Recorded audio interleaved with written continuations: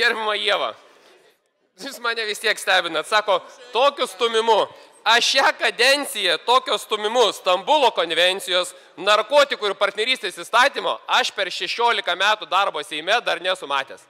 Narkotikams ir narkušom pasakė policija, ne, prokuratūra, ne, teismai pasakė ne, daktarai pasakė ne.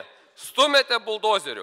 Partnerystė net pasakė jums pagal Konstitucijos 38.3 straipsnį, kad tos paties lyties asmenų santuoka negali būti teisma. Jūs buldozerius stumėte net civilinį kodeksą, išėmė tą skyrių dėl partnerystės.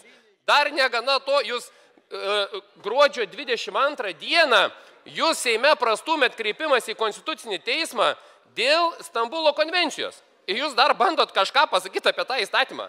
Nu, kolegė, gėdos jūs turėkit. Ir pabaigai, niekada save gerbintis medžiotojas Ieva, vaisingos patelės niekada nešaus. Tame tarpe Žemaitaitis nuo sausio mėnesio iki gegužės mėnesio, kol vaikšto kiaulė su paršiukais ir yra vaisinga, aš jos niekada nemedžiojau ir aš niekada nemedžioju. Tai yra etika medžiotojo. Ir kaip jūs norit kritikuokit, kaip jūs norit sakyti, man ranka niekada nekilo ir niekada nekils. Ir nesvarbu, ar tai yra šernas, ar tai yra lapė, ar tai yra stirna. Tai yra etikos dalykai, dėl ko tu negali daryti. Tai prašyčiau laikykitės etikos, o nešnekėti tokius vėjus.